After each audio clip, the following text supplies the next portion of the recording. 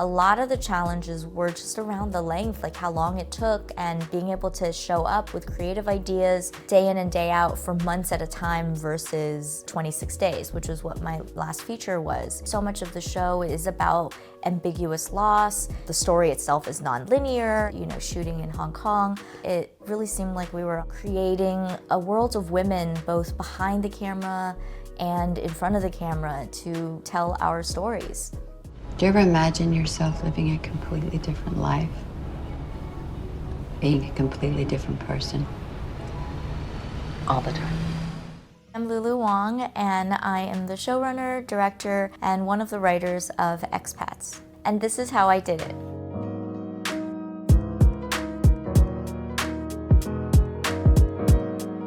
So Nicole Kidman actually brought me this project. She had optioned the book, The Expatriates by Janice Y.K, and she had just seen The Farewell and felt like I was the person to collaborate with on this. Everything else I'd written was, based on my own life and my own stories.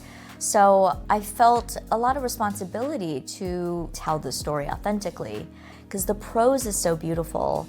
And that's always a challenge, like how do you translate this beautiful prose and atmosphere in a novel into a visual medium? Go grab it! You don't know whose that is? You're just watching them every second, even when your eyes are closed. And I have no idea how it happened.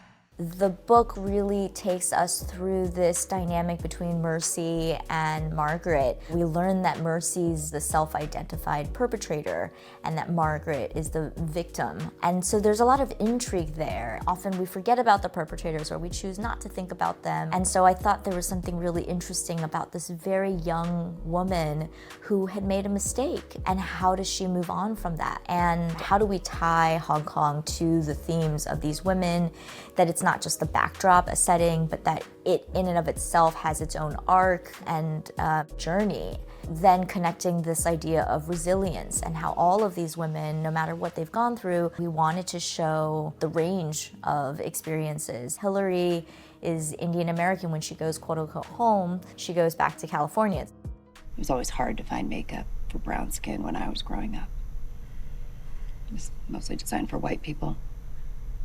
Back then it was 50 Shades of Fair with a mocha tossed in for black people. It was as though they thought we could just mix the two to find the perfect shade for any of us who were in between. I mean, for a long time, that's what we did, because that's all we had. I think when I signed up to direct all of the episodes, I wasn't necessarily thinking about what an intense challenge that would be. And I thought, I have more energy now than I will ever have. And my team and I, Anna Franquesa-Solano, who's the cinematographer, Young Ok Lee, production designer, we made The Farewell together. And that was shot in my grandmother's hometown. But with this, we needed to do stage builds, and we are so particular about it feeling grounded and real.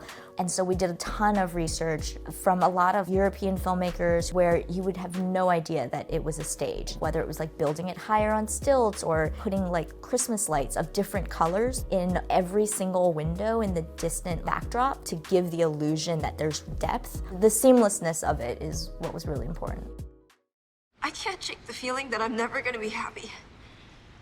And I don't deserve it, not after what I've done, not when Margaret's still missing her kid. Episode 5 was always written to be this really long feature episode. I think it's like 96 minutes. The rhythm of it is very different from the other episodes. It's like a tapestry. You need to stay in the world to really feel the rain and the storm coming and all of these people up in these fancy apartments and out on the street. And I've always cited Altman as a reference and inspiration for this episode. Like, I really wanted it to feel immersive. We can't really look at the expat world as a bubble without breaking out of that bubble. If you see yourself as part of that whole, maybe then you don't feel as alone in your suffering. That episode is the one that's closest to my heart and reminds me so much of where I come from. I didn't go to film school, and so I always had this imposter syndrome of am I really a director? I feel like by going through this experience and doing Expats with so many incredible cast, so many challenges between the pandemic and shooting internationally and having 6 different languages. It felt like crazy making while I was in the midst of it, but coming out of it and seeing it all intact and totally the vision that I set out to make just gives me a lot of confidence. And now we feel like we're really ready to take on any challenge.